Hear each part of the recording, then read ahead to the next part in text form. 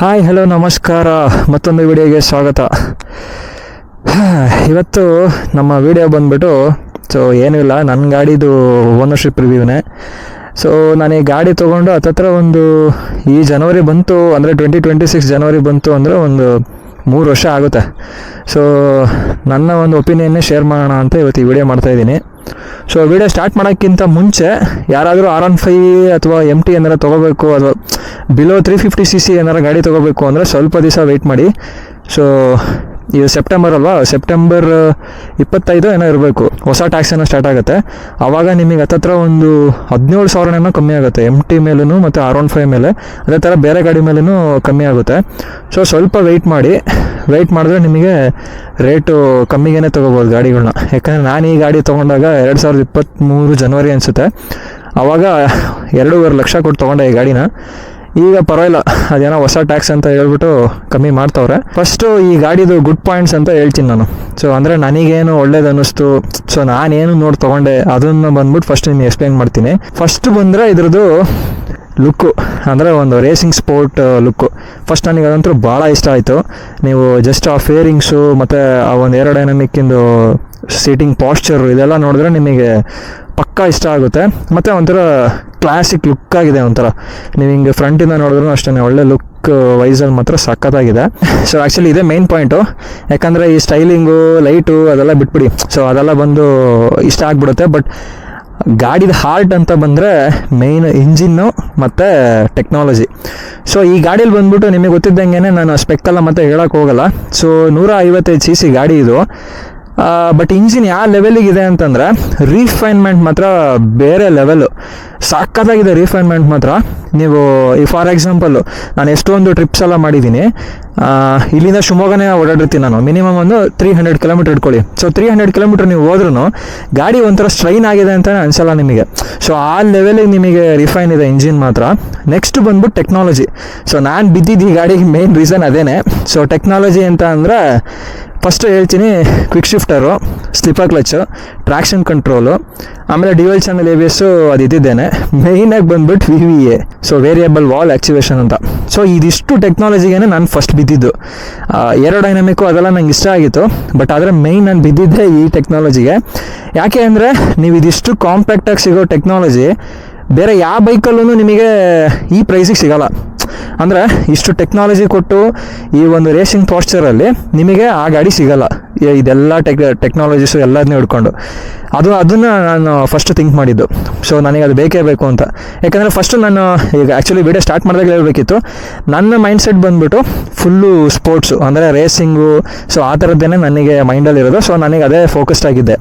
But ಆದರೆ ಇದುವರೆಗೂ ನನ್ನ ಗಾಡಿ ಆಗಲಿ ನಾನಾಗಲಿ ಇದುವರೆಗೂ ಒಂದು ರೇಸಿಂಗ್ ಇದಕ್ಕೂ ಹೋಗಿಲ್ಲ, ಅದು ಬೇರೆ ವಿಷಯ. ಬಟ್ ನೆಕ್ಸ್ಟ್ ಹೋಗ್ತೀವಿ. ಓಕೆ, ಈಗ ಟೆಕ್ನಾಲಜೀಸ್ ಅಂತ ಮಾತಾಡಿದ್ರೆ ಕ್ವಿಕ್ ಶಿಫ್ಟರು. ನಿಮಗೆ ಇದರಲ್ಲಿ ಬೈ ಡೈರೆಕ್ಷನಲ್ಲಿ ಇರೋಲ್ಲ, ಸಿಂಗಲ್ ಡೈರೆಕ್ಷನ್ ಮಾತ್ರ ಇರುತ್ತೆ ನಿಮಗೆ. ಅದರಲ್ಲಿ ಬಂದ್ಬಿಟ್ಟು ಅಪ್ ಶಿಫ್ಟ್ ಮಾಡ್ಬೋದು. ನಿಮಗೆ ಹೆಂಗೆ ಅಂದರೆ ವಿತೌಟ್ ಕ್ಲಚ್ಚು ಮತ್ತು ಆಕ್ಸಿಲೇಟರ್ನ ಡೌನ್ ಮಾಡ್ದೇನೆ ನೀವು ಗೇರ್ನ ಶಿಫ್ಟ್ ಮಾಡ್ಬೋದು. ಬಟ್ ಡೌನ್ ಮಾಡಬೇಕಾದ್ರೆ ಮಾತ್ರ ನಿಮಗೆ ಕ್ಲಚ್ ಬೇಕು ಮತ್ತು ನೀವು ರೇವ್ನ ಕಮ್ಮಿ ಮಾಡಬೇಕಾಗತ್ತೆ. ಆಮೇಲೆ ಬಂದ್ಬಿಟ್ಟು ಸ್ಲಿಪ್ಪರ್ ಕ್ಲಚ್. ಸ್ಲಿಪ್ಪರ್ ಕ್ಲಚ್ ಎಷ್ಟು ಯೂಸ್ ಆಗುತ್ತೆ ಅಂದರೆ ಸೀರಿಯಸ್ಲಿ ಸಿಟಿಯಲ್ಲಿರ್ಬೋದು ಅಥವಾ ನೀವು ಹೊರಗಡೆ ಹೈವೇಲಿರ್ಬೋದು, ಸ್ಮೂತಾಗಿ ಒಳ್ಳೆ ಬೆಣ್ಣೆ ಥರ ಗೇರ್ ಚೇಂಜ್ ಮಾಡ್ಬೋದು ನೀವು. ಆ ಲೆವೆಲಿಗಿದೆ ಮಾತ್ರ ಸೀರಿಯಸ್ಲಿ. ಈಗ ಹಂಗೆ ನೋಡಿದ್ರೆ ಆ್ಯಕ್ಚುಲಿ ಎಲ್ಲ ಇದರಲ್ಲೂ ನಿಮಗೆ ಈಗ ಕೊಡ್ತಾ ಇದ್ದಾರೆ. ಬಜಾಜ್ ಇರ್ಬೋದು, ಅವರೆಲ್ಲ ಫಸ್ಟ್ ಕೊಡ್ತಾನೆ ಇರಲಿಲ್ಲ. ಬಟ್ ಈಗ ನಿಮಗೆ ಡೀಫಾಲ್ಟಾಗಿ ಕೊಡ್ತಾ ಇದ್ದಾರೆ. ಅದೊಂದು ಒಳ್ಳೆ ಆಪ್ಷನ್ ಅಂತಲೇ ಹೇಳ್ಬೇಕು ಸ್ಲಿಪ್ಪರ್ ಕ್ಲಚ್. ನೆಕ್ಸ್ಟ್ ಬಂದ್ಬಿಟ್ಟು ಟ್ರಾಕ್ಷನ್ ಕಂಟ್ರೋಲ್. ಟ್ರಾಕ್ಷನ್ ಕಂಟ್ರೋಲ್ ನಿಮಗೆ ನಾನು ಆ ಲೆವೆಲಿಗೇನು ಇದನ್ನು ಮಾಡಿಲ್ಲ. ಬಟ್ ಅಂದರೂ ಅದು ಆ್ಯಕ್ಚುಲಿ ಒಳ್ಳೆಯದೇ. ನಿಮಗೆ ಸ್ವಲ್ಪ ಸ್ಲಿಪ್ಪರಿ ಇರೋ ರೋಡು ಅಥವಾ ಸ್ಯಾಂಡು ಆ ಥರ ಇದರಲ್ಲೆಲ್ಲ ಬಂದು ಸ್ವಲ್ಪ ನಿಮಗೆ ಸೇವ್ ಮಾಡುತ್ತೆ. ಬಟ್ ಆ ಲೆವೆಲಿಗೆ ಸೇವ್ ಮಾಡುತ್ತೆ ಅಂತ, ಯಾಕಂದರೆ ನಾನಿನ್ನೂ ಅಷ್ಟು ಫೀಲ್ ಮಾಡಿಲ್ಲ ಅದನ್ನೆಲ್ಲ. ನೆಕ್ಸ್ಟ್ ಬಂದು VVA ಗುರು, ಮೇಯ್ನು ಅದೇ ಹೇಳ್ಬೇಕು ಅಂದರೆ. ಯಾಕಂದರೆ ಈ ಗಾಡೀಲಿ ಕ್ರೇಜಿಯಾಗಿರೋದು ಆ VVAನೇ. ಆ ಇಂಜಿನ್ ಹಾರ್ಡಲ್ಲಿ ಇಟ್ಬಿಟ್ಟಿದ್ದಾರೆ. ನಾನು ವೇರಿಯಬಲ್ ವಾಲ್ ಆ್ಯಕ್ಟಿವೇಶನ್ ಏನು ಅಂತ ಹೇಳ್ಬಿಟ್ಟು ನನ್ನ ಗಾಡಿ ಸ್ಟಾರ್ಟಿಂಗ್ ತೊಗೊಂಡಾಗ ಒಂದು ರಿವ್ಯೂ ಮಾಡಿದ್ದೆ, ನನ್ನ ಗಾಡಿದೇನೆ. ಅದರಲ್ಲಿ ಕಂಪ್ಲೀಟಾಗಿ ಹೇಳಿದ್ದೀನಿ ನಾನು. VVA ಅಂದರೆ ಏನು, ಹೆಂಗೆ ವರ್ಕ್ ಆಗುತ್ತೆ ಏನು ಅಂತ ಹೇಳಿ. ನೀವು ಆ ವಿಡಿಯೋನ ಬೇಕಾದ್ರೆ ಹೋಗಿ ನೋಡಿ, ನಾನು ಲಿಂಕ್ ಹಾಕಿರ್ತೀನಿ. ಸೀರಿಯಸ್ಲಿ ಹೇಳ್ತೀನಿ, ಈ VVA ಬಂದ್ಬಿಟ್ಟು ಹೆಂಗೆ ವರ್ಕ್ ಆಗುತ್ತೆ ಅಂದರೆ ನಿಮಗೆ ಬಿಲೋ 7000 ಗಾಡಿ ಒಂಥರ ಏನೋ ಒಂದು 150 cc ಅಷ್ಟೇ ನಿಮಗೆ ಫೀಲು. ಸೊ ನಾರ್ಮಲ್ ಹೆಂಗಿರುತ್ತೆ ಹಂಗಿರುತ್ತೆ. ಬಟ್ ಅದೇ ಏನೋ ಒಂದು ನಿಮಗೆ ಆ ಒಂದು 7000 RPM ದಾಟ್ಬಿಡ್ತು ಅಂದರೆ ಸೀರಿಯಸ್ಲಿ ಹೇಳ್ತೀನಿ, ಗಾಡಿ ಬಂದ್ಬಿಟ್ಟು ಒಂಥರ ನಿಮಗೆ 200 cc ಫೀಲೇ ಅಂದ್ಕೊಳ್ಳಿ. ಸೊ ನಾನು ಇದರಲ್ಲಿ ಏನು ಹೇಳೋಕ್ಕೆ ಇಷ್ಟಪಡ್ತೀನಿ ಅಂದರೆ, VVA ನಿಮಗೆ ಆನ್ ಆದ್ರೇ ನಿಮಗೆ ಸ್ವಲ್ಪ ಕಿಕ್ಕಿರುತ್ತೆ ಈ ಗಾಡೀಲಿ. ಸೊ ಈಗ ಫಾರ್ ಎಕ್ಸಾಂಪಲ್ ನೀವು ಸಿಟಿಲೆಲ್ಲ ಓಡಿಸ್ತಿರ್ತೀರ, ಸೊ ಅವಾಗ ನಿಮಗೆ ಆ VVA ಅಷ್ಟು ಆ್ಯಕ್ಟಿವೇಟ್ ಆಗಲ್ಲ. ಸೊ ಅದು ಬಂದ್ಬಿಟ್ಟು ನಿಮಗೆ ನೆಕ್ಸ್ಟ್ ನಾನು ಪಾಯಿಂಟಿಗೆ ಬರ್ತೀನಿ. ಸೊ ಅಷ್ಟೇ, ಈಗ VVA ಬಗ್ಗೆ ಅದೊಂದು ನನಗೆ ರೀಸನು. ಸೊ VVA ನಂಗೆ ಭಾಳ ಇಷ್ಟ ಆಯಿತು. ಸೊ ಅದಕ್ಕೆ ಅದ್ರ ಮೇಲೆ ಫೋಕಸ್ ಮಾಡಿ ತೊಗೊಂಡೆ. ಟಾಪ್ ಸ್ಪೀಡು, ನಾನು ಆ್ಯಕ್ಚುಲಿ ಈಗ ಟಾಪ್ ಸ್ಪೀಡೇ ನನಗೆ ತುಂಬ ಇಷ್ಟ ಹಂಗೆ ಅಂತ ಹೇಳೋಕ್ಕೆ ಹೋಗಲ್ಲ. ಬಟ್ ಒಂದು ಫ್ಯಾಕ್ಟರ್ ಅಂತ ಇದ್ರ ಮೇಲೆ ಕನ್ಸಿಡರ್ ಮಾಡ್ಬೋದು, ಗುಡ್ ಪಾಯಿಂಟ್ ಅಂದರೆ. ಯಾಕೆ ಅಂದರೆ 155 cc ನನ್ನ ಗಾಡಿಲೇ ನಾನು CC ಹೇಳಿದ್ನಲ್ಲ, ಸೊ ಅಷ್ಟು ಅಚೀವ್ ಮಾಡಿದ್ದೀನಿ ಟಾಪ್ ಸ್ಪೀಡು. ಬಟ್ ನಮಗೆ ಅದೇ ಒಂಥರ ಹೆಂಗೆ ಅಂದರೆ ಈ 150 cc ಇಷ್ಟು ಹೋಗುತ್ತಲ್ಲಪ್ಪ ಅಂತ. ಆ ಟಾಪ್ ಎಂಡಲ್ಲಿ ನಿಮಗೆ ಹೋಗೋದಿದೆಯಲ್ಲ ಒಂಥರ ಸೂಪರ್, ವಿತೌಟ್ ವೈಬ್ರೇಷನ್, ಅದೊಂದು ಹೇಳಬೇಕು. ಸೊ ವಿತೌಟ್ ವೈಬ್ರೇಷನ್ನು ನಿಮಗೆ ಗಾಡಿ ಮಾತ್ರ ಒಳ್ಳೆ ಸಕ್ಕತ್ತಾಗಿ ಹೋಗುತ್ತೆ. ಆಮೇಲೆ ಇನ್ನೊಂದೇನೆಂದರೆ, ನಿಮಗೆ ಈ ಗಾಡಿ ಮೈನಾಗಿ ಹೇಳಬೇಕು, ಯಾಕೆ ಎಷ್ಟೋ ಜನ ಹುಡುಗರು ಇದನ್ನು ತೊಗೋತಾರೆ ಅಂದರೆ, ಮೇಯ್ನ್ ರೀಸನ್ ಮೈಲೇಜ್ ಗುರುವೆ. ಯಾಕೆ ಅಂದರೆ ಈ ಗಾಡೀಲಿ ನಿಮಗೆ ಅಷ್ಟು ಒಳ್ಳೆ ಮೈಲೇಜ್ ಕೊಡುತ್ತೆ. ಸೊ ನನಗೆ ಎಷ್ಟು ಕೊಡ್ತಾ ಇದೆ ಅಂತ ಅಂದರೆ, ಸಿಟಿಲಿ ಬಂದುಬಿಟ್ಟು ಒಂದು 40 ಕೊಡುತ್ತೆ, ಹೈವೇ ಅಲ್ಲೆಲ್ಲ ಹೋದರೆ ಒಂದು 45+ ಅಂತೂ ಪಕ್ಕ ಕೊಡುತ್ತೆ ಮೈಲೇಜು. ಅಂದರೆ ನೀವು ಒಂದು ಲಿಮಿಟಲ್ಲಿ ಹೊಡೆದ್ರೆ ಒಂದು 90-100 ಹೊಡೆದ್ರೂ ನಿಮಗೆ ಒಳ್ಳೆ ಮೈಲೇಜ್ ಬರುತ್ತೆ. ಸ್ವಲ್ಪ ಚೆನ್ನಾಗಿ ಕ್ರೂಸ್ ಮಾಡಿದ್ರಿ ಅಂದರೆ 40 ಅಂತೂ ಹೈವೇಲಿ ಪಕ್ಕ ಬರುತ್ತೆ ನಿಮಗೆ ಮೈಲೇಜು. ಅಷ್ಟು ಸಖತ್ತಾಗಿ ಮೈಲೇಜ್ ಕೊಡುತ್ತಿದ್ದು, ಅದೊಂದು ರೀಸನ್ನು. ಆಮೇಲೆ ಬ್ಯಾಂಗ್ಳೂರ್ ಟು ಶಿವಮೊಗ್ಗ ಟು ಬ್ಯಾಂಗ್ಳೂರು ಸುತ್ತಾನೆ ಇರ್ತೀನಲ್ಲ, ಆವಾಗ ಎಷ್ಟೋ ಸಲ ಮೈಲೇಜ್ ಚೆಕ್ ಮಾಡಿದಾಗ್ಲೂ ಒಳ್ಳೆ ಮೈಲೇಜೇ ಬಂದಿದೆ ನನಗೆ. ಓಕೆ, ಈಗ ಈ ಗಾಡಿ ಬಂದ್ಬಿಟ್ಟು ಸೊ ಡಾರ್ಕ್ ಸೈಡು. ಸೊ ಅಂದರೆ ಈ ಇಷ್ಟೋ ತನಕ ಗುಡ್ ಥಿಂಗ್ಸ್ ನೋಡಿದ್ವಿ. ಈಗ ಬ್ಯಾಡ್ ಥಿಂಗ್ಸು ಅಂದರೆ ನನಗೆ ಇಷ್ಟ ಆಗದೆ ಇರೋದು ಮತ್ತು ಇಂಪ್ರೂವ್ಮೆಂಟ್ಸ್ ಬೇಕು ಅನ್ನೋದು ನಾನು ಹೇಳ್ತೀನಿ. ಸೊ ಫಸ್ಟ್ ಬಂದ್ಬಿಟ್ಟು ನಿಮಗೆ ಇನಿಷಿಯಲ್ ಟಾರ್ಕ್ ಇದರಲ್ಲಿ ಕಮ್ಮಿ ನಿಮಗೆ. ಸೊ ಅದು ಎಲ್ಲಿ ಫೀಲ್ ಮಾಡ್ತೀರಾ ಅಂದರೆ ಸಿಟೀಲಿ. ಸೊ ಹಿಂದೆ ಯಾರನ್ನ ಕೂರಿಸ್ಕೊಂಡಿರ್ತೀರಾ, ಸೊ ಸಿಟೀಲಿ ಹೋಗ್ಬೇಕಾದ್ರೆ ನಿಮಗೆ ಇನಿಷಿಯಲ್ ಟಾರ್ಕ್ ಎಲ್ಲ ಕಮ್ಮಿ ಇರುತ್ತೆ ನಿಮಗೆ. ಯಾಕೆ ಅಂದರೆ ಫಸ್ಟು ರೀಸನ್ನು, ಇದರಲ್ಲಿ ಚೈನ್ ಗೇಜ್ ಬಂದ್ಬಿಟ್ಟು ಸ್ವಲ್ಪ ಕಮ್ಮಿ ಇದೆ. ಆಮೇಲೆ ಹಿಂದ್ಗಡೆ ಸ್ಪ್ರಾಕೆಟ್ ಡಯಾಮೀಟ್ರ್ ಕಮ್ಮಿ ಇದೆ ಮತ್ತು ಟೀತ್ಸ್ ಕಮ್ಮಿ ಇರುತ್ತೆ. ನಿಮಗೆ ಅದು ಏನಕ್ಕೆ ಮಾಡಿರ್ತಾರೆ ಅಂದರೆ, ನಿಮಗೆ ಟಾಪ್ ಎಂಡಲ್ಲಿ ಒಳ್ಳೆ ಪರ್ಫಾರ್ಮೆನ್ಸ್ ಬರಲಿ ಅಂತೇಳಿ ಮಾಡಿರ್ತಾರೆ. ಬಟ್ ಇನಿಷಿಯಲ್ಸಲ್ಲಿ ನಿಮಗೆ ಟಾರ್ಕ್ ಎಲ್ಲ ಬಂದ್ಬಿಟ್ಟು ಸ್ವಲ್ಪ ಹೊಡೆತ ಕೊಡುತ್ತೆ. ಸಿಟಿಲಿ ಅದನ್ನು ನೀವು ಫೇಸ್ ಮಾಡ್ತೀರಾ. ಸೊ ಎಳೆಯೋದೇ ಇಲ್ಲ ನೀವು, ಮ್ಯಾಕ್ಸ್ ಅಂದರೆ ಸೆಕೆಂಡಲ್ಲಂತೂ ಎಳೆಯೋದೇ ಇಲ್ಲ, ನೀವು ಫಸ್ಟಿಗೆ ಹಾಕೊಂಡು ಎಳಿಸ್ಬೇಕಷ್ಟೇ. ಸಿಂಗಲ್ ಇದ್ದರೆ ಸೆಕೆಂಡ್ ಓಕೆ, ಬಟ್ ಡಬಲ್ ಇದ್ದರೆ ನೀವು ಫಸ್ಟ್ ಗೇರಲ್ಲೇ ಹಾಕ್ಬಿಟ್ಟು ಎಳಿತಾ ಇರಬೇಕು, ಇದರಲ್ಲ ಏನೋ ಸಿಟೀಲಿ. ಬಟ್ ಆದರೆ ನಿಮಗೆ ಮಿಡ್ ಎಂಡು ಮತ್ತು ಟಾಪ್ ಎಂಡ್ ಇದೆಯಲ್ಲ, ಸೂಪರ್. ನನಗೆ ಅದರಲ್ಲೂ ಮಿಡ್ ಎಂಡ್ ಭಾಳ ಇಷ್ಟ ಆಯಿತು. ಟಾಪ್ ಎಂಡು ನನಗೆ ಒಂದು ಲೆವೆಲಿಗೆ ಓಕೆ, ಯಾಕಂದರೆ ನಿಮಗೆ ಅಪ್ ಟು ಒಂದು 145 ತನಕ ನುಗ್ಗುತ್ತೆ ಚೆನ್ನಾಗಿ.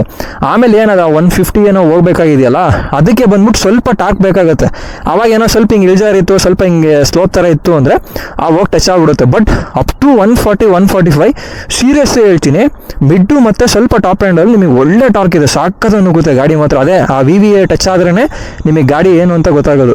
ಅದಕ್ಕೂ ಮುಂಚೆ ಎಲ್ಲ ಒಂಥರ ನಾರ್ಮಲ್, ಇನ್ನು 125 cc ಇಟ್ಕೊಳ್ಳಿ ನೀವು, ಆ ಥರನೇ ಇರುತ್ತೆ ಇನಿಷಿಯಲ್. ಬಟ್ ಮಿಡ್ಡು ಮತ್ತು ಟಾಪ್ ಎಂಡು ಆಟ ಆಡ್ಬೋದು ಗಾಡೀಲಿ. ನೆಕ್ಸ್ಟ್ ಬಂದು, ಸೊ ಇದನ್ನ ಮೆಜಾರಿಟಿ ಜನ ಹೇಳಿರ್ತಾರೆ ಹುಡುಗರು, ಏನಂತಂದ್ರೆ ಕೈ ನೋವು ಮತ್ತು ಬ್ಯಾಕ್ ಪೈನ್ ನೋವು ಅಂತ. ಸೊ ಅಫ್ಕೋರ್ಸ್ ನನಗೂ ಕೈ ನೋವೆಲ್ಲ ಇತ್ತು. ಕೈ ನೋವಿತ್ತು ಯಾವಾಗ ಅಂದರೆ, ಇನಿಷಿಯಲ್ ನಾನು ಗಾಡಿ ಹೊಡಿಬೇಕಾರೆಲ್ಲ ನನಗೆ ಕೈ ನೋವು ಹೆವಿ ಬರ್ತಿತ್ತು. ಬಟ್ ಆದರೆ ನಾನು ಅದನ್ನು ಹೆಂಗೆ ಕಮ್ಮಿ ಮಾಡ್ಕೊಂಡೆ ಅಂತಂದರೆ, ನೀವು ಗಾಡೀಲಿ ಕೂತ್ಕೊಂಡಾಗ ಸೊ ಈ ಕೈನ ಫುಲ್ಲು ಫ್ರೀ ಬಿಡಬೇಕಾಗತ್ತೆ. ಫಾರ್ ಎಕ್ಸಾಂಪಲ್ ನಾನು ಈಗ ಹೇಳ್ತೀನಿ, ಆ್ಯಕ್ಚುಲಿ ಈಗ ಗೊತ್ತಾಗುತ್ತೆ ಎಲ್ಲ ಗೊತ್ತಿಲ್ಲ ನನಗೆ, ಜಸ್ಟ್ ಹೇಳ್ತೀನಿ.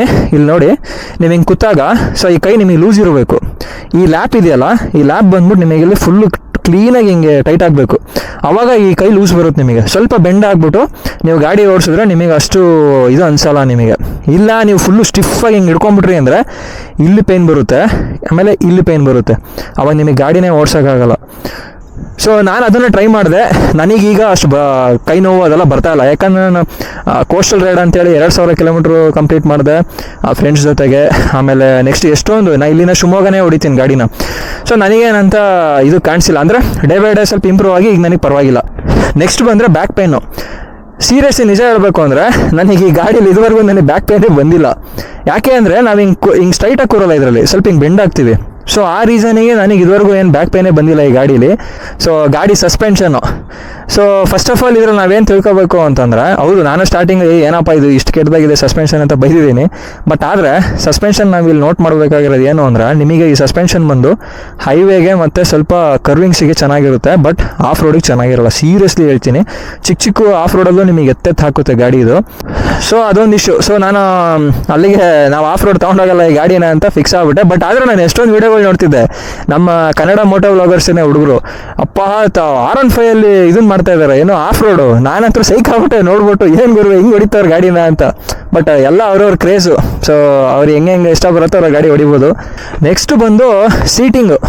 ಸೊ ನಿಮಗೆ ಸೀಟ್ ನೋಡ್ಬಿಟ್ರೆ ಫುಲ್ಲು ಗಟ್ಟಿ ಇದ್ದಂಗೆ ಇರುತ್ತೆ, ಇಲ್ಲೇನೋ ಒಂದು ವುಡ್ ಪೀಸ್ ಇಟ್ಟಂಗೆ ಇರುತ್ತೆ, ಇಲ್ಲಂತೂ ಹಂಗೇನೆ ಪಿಲಿಯನು. ಸೊ ಇದು ನಿಮಗೆ ಕುಷನಿಂಗ್ ಅಂತ ಫುಲ್ ಇರೋದೇ ಇಲ್ಲ, ಯಾಕಂದರೆ ನಿಮಗೆ ಆ ಒಂದು ರೇಸಿಂಗ್ ಕಂಪ್ಲೀಟ್ ಡಿಸೈನ್ ಬರೋಕ್ಕೆ ಹಿಂಗೆ ಮಾಡಿರ್ತಾರೆ. ನೀವೇನಾದ್ರು ಕುಷನಿಂಗ್ ಎಲ್ಲ ಹಾಕ್ಸಿದ್ರೆ ಗಾಡಿ ಲುಕ್ ಹೋಗುತ್ತೆ. ಬಟ್ ಲುಕ್ಕು ಅನ್ನೋಕ್ಕಿಂತ ಮೈನಾಗಿ ಹೆಂಗೆ ಅಂದರೆ, ನೀವು ಗಾಡಿಗೆ ಸೆಟ್ ಆಗಬೇಕಷ್ಟೇ, ಗಾಡಿ ನಿಮಗೆ ಸೆಟ್ ಆಗಲ್ಲ. ನೀವು ಯಾವುದೇ ಗಾಡಿ ತೊಗೊಳಕ್ಕೂ ಮುಂಚೆ ಸ್ವಲ್ಪ ಯೋಚನೆ ಮಾಡಿ, ಅಂದರೆ ನಿಮ್ಮ ಕ್ಯಾಟಗರಿ ಯಾವುದು. ಈಗ ಆಫ್ ರೋಡ್ ಇದೆ, ಸ್ಟ್ರೀಟು, ನೆಕ್ಸ್ಟ್ ಬಂದ್ಬಿಟ್ಟು ರೇಸಿಂಗ್ ಸ್ಪೋರ್ಟ್ಸು. ಸೊ ಇದೆಲ್ಲದರಲ್ಲೂ ಕ್ಯಾಟಗರಿ ಬೈಕ್ಸ್ ಎಲ್ಲದೂ ಇದೆ. ಸೊ ನಿಮಗೆ ಯಾವ್ದು ಬೇಕು ಅನ್ನೋದನ್ನು ನೀವೇ ಕ್ಲೀನಾಗಿ ಚೂಸ್ ಮಾಡ್ಕೋಬೇಕು. ಸೊ ಇಷ್ಟೇ, ಲೈಕ್ ನಂದು ಒಂದು ಎಕ್ಸ್ಪೀರಿಯನ್ಸ್ನ ಶೇರ್ ಮಾಡ್ಕೊಂಡಿದ್ದೀನಿ. ಸೊ ನಾನು ಇದನ್ನೆಲ್ಲ ಕನ್ಸಿಡರ್ ಮಾಡಿಕೊಂಡೆ, ಓಕೆ ನಾನು ಇದಕ್ಕೆ ಫಿಕ್ಸ್ ಆಗೋಣ ಅಂತೇಳಿ ನಾನು ಈ ಗಾಡಿ ತೊಗೊಂಡಿದ್ದು. ಆ್ಯಕ್ಚುಲಿ ಕತ್ಲಾಗ್ತಾ ಬಂತು, ನಾನು ಇನ್ನೂ ಬೇಗ ಬರಬೇಕಿತ್ತು, ಬಟ್ ಲೇಟ್ ಮಾಡ್ಕೊಂಬಿಟ್ಟೆ. ಎಷ್ಟು ವ್ಯೂ ಕಾಣುತ್ತೆ ಅಲ್ಲ ನಂಗೆ ಗೊತ್ತಿಲ್ಲ, ಬಟ್ ಜಸ್ಟ್ ಲೈಕ್ ಒಂದು ಇನ್ಫಾರ್ಮೇಷನ್ ಹೇಳೋಣ ಅಂತ ಮಾಡಿದ್ದು. ಸೊ ನಿಮಗೆ ಇನ್ಫಾರ್ಮೇಷನ್ ಇಷ್ಟ ಆಗಿದ್ರೆ ಲೈಕ್ ಮಾಡಿ, ಶೇರ್ ಮಾಡಿ, ಕಮೆಂಟ್ ಮಾಡಿ ಅಂತ ಹೇಳ್ತಾ ನಾನು ವಿಡಿಯೋ ಇಲ್ಲಿಗೆ ಎಂಡ್ ಮಾಡ್ತೀನಿ. ಸೊ ನಾನೇನಾದ್ರು ಮಿಸ್ ಮಾಡಿದರೆ ನೀವು ಕಮೆಂಟ್ ಮಾಡಿ.